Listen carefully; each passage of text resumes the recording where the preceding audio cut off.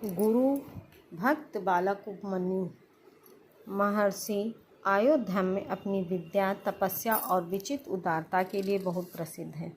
वे ऊपर से तो अपने शिष्यों में बहुत कठोरता प्रतीत करते थे, किंतु भीतर से शिष्यों पर उनका अपार स्नेह था।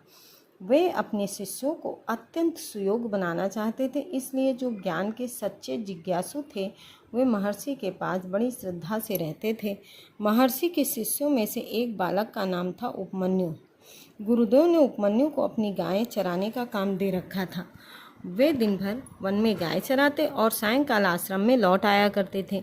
एक दिन गुरुदेव ने पूछा, बेटा उपमन्यु, तुम आजकल भोजन क्या करते हो? उपमन्यु ने बड़ी नम्रता से कहा, भगवान, मैं भिक्षा मांगकर अपना काम चला लेता हूँ। महर्षि बोले, वत्स, ब्रह्मचारी को इस प्रकार भिक्षा का अन्न नहीं खाना चाहिए।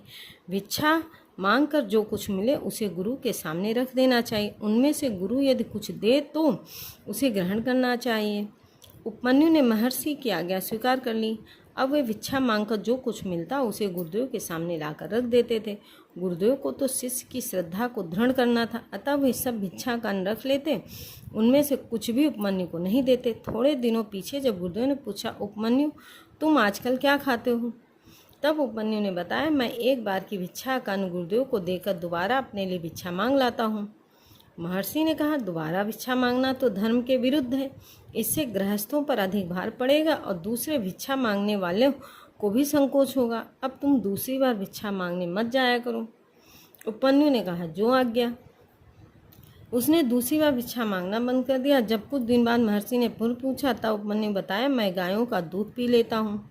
महर्षि बोले, यह तो ठीक नहीं। गायें जिसकी होती हैं उनका दूध भी उसी का होता।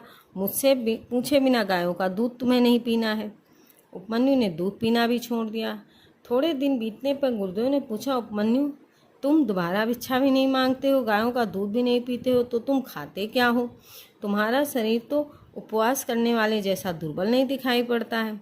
उपमन्यु ने कहा, भगवान, मैं बछड़ों के मुख से जो फेन गिरता है उसे पीकर अपना काम चला लेता हूँ। महर्षि बोले, बछड़े बड़े दयालु होते, वे स्वयं भूखे रहकर तुम्हारे लिए अधिक फेन गिरा देते होंगे। तुम्हारी यह वृत्ति भी उचित नहीं है।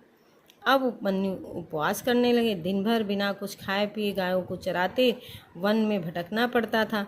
अंत में जब भूख असह्य हो गई तो उन्होंने आग के पत्ते खा लिए। उन विषैले पत्तों का विष शरीर में फैलने से वे अंधे हो गए। उन्हें कुछ भी दिखाई नहीं पड़ता था। गायों के चलने का शब्द सुनकर ही वे उनके पीछे पीछे चल रहे थे। मार्ग में एक जल रहित कुआं पड़ा और उपमन्यु उसी में गिर पड़े। जब अंधेरा होने पर सब गायें लौट आई और उपमन्यु नहीं लौटे, तब महर्षि को चिंता हुई। सोचने लगे, मैंने उस भोले बालक का भोजन सब प्रकार से बंद कर दिया है। कष्ट पाते पाते दुखी होकर वह भाग तो नहीं गया।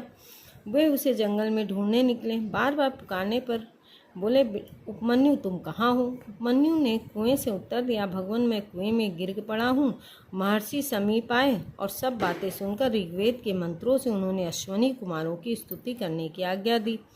स्वर के साथ श्रद्धापूर्वक जब उपमन्यु ने स्तुति की तब देवताओं के वैद्य अश्वनी कुमार वहाँ कुएं में प्रकट हो गए। उन्होंने नेत्र अच्छे करके एक पुआ उपमन्यु को देकर खा लेने को कहा, किंतु उपमन्यु ने अपने गुरुदेव को अर्पित किए बिना वह पुआ खाना स्वीकार नहीं किया। अश्वनी कुमारों ने कहा, तुम संकोच मत करो, तुम्हारे गुरु ने भी अपने गुरु को अर्पित किए बिना पहले हमारा दिया प्रसाद मानकर खा लिया था।